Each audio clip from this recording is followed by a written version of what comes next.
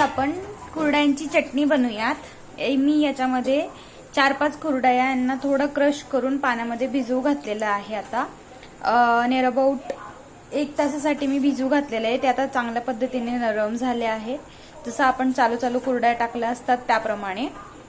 मी इथे 2 कांदे चिरून घेतले आहेत बारीक अशा पद्धतीने। लसूण घेतला आहे 3-4 कापोळ्या, त्या चिरून घेतल्यात बारीक। तेन कढीपत्ता घेतला आहे, कोथिंबीर चिरून घेतली आहे। एक कढई घेतली आहे आणि गॅस नॉर्मली ठेवला आहे, जास्त फास्ट नाही ठेवलाय।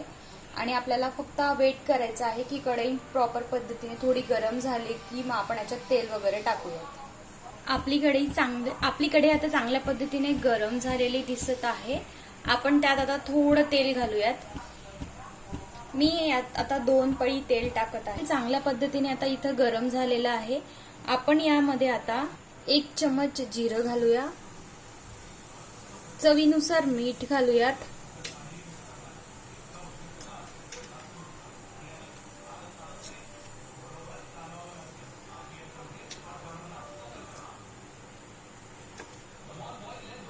थोडी मोहरी घालूयात चवीसाठी। याला आपण चांगल्या पद्धतीने तडका येऊ देऊ। आता हे आपले जे मिश्रण आहे आपल्याला त्याला चांगलं कंटिन्युअसली हलवायचं आहे, म्हणजे हा चांगल्या प्रकारे तडका येईल। कुरड्यांची चटणी ही जास्त काही एवढी विशेष नाहीये बनवायला, कोणीही एरवी आपण बनवू शकतो घरी। तेलाला चांगल्या पद्धतीने तडका आलेला आहे। आपले जे जिरे मोहरी वगैरे टाकलेलं आहे ते आता मस्त तळतळतंय। आता आपण कांदे घालूयात।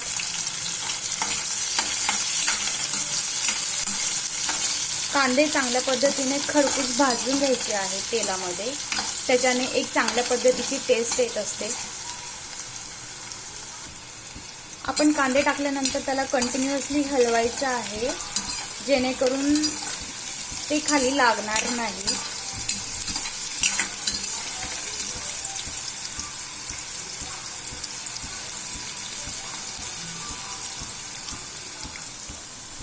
आता आपल्या कांद्याला चांगला रेडिश कलर आलेला आहे, तुम्ही बघू शकता यामध्ये।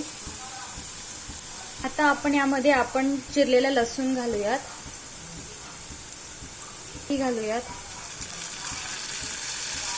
इथं आपलं मिश्रण एकदम खरपूस पद्धतीने भाजलं गेलं आहे। आता आपण यामध्ये हळद आणि तिखट टाकूयात।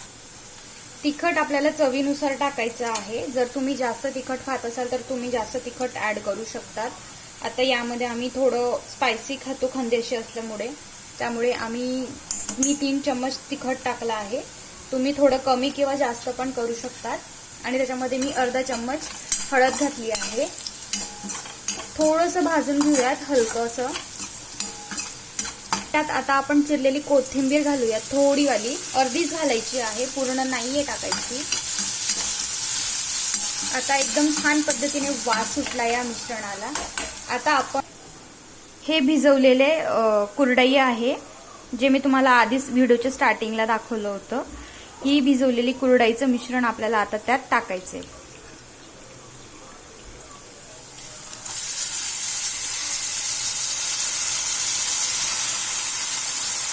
आणि आपलं सर्व मिश्रण एकजीव करून घ्यायचं आहे।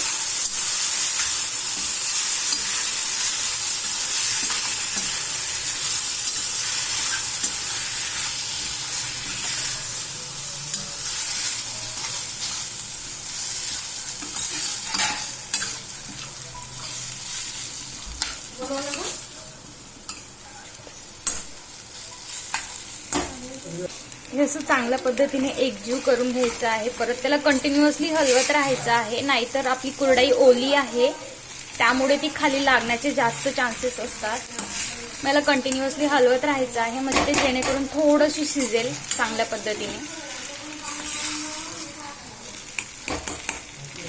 बघा खूप सुंदर पद्धतीने दिसते चटणी आपली।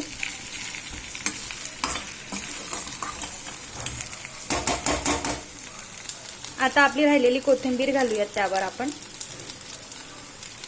बघू शकता तुम्ही कशी छान पद्धतीने झालेली आपली कुरड्यांची चटणी।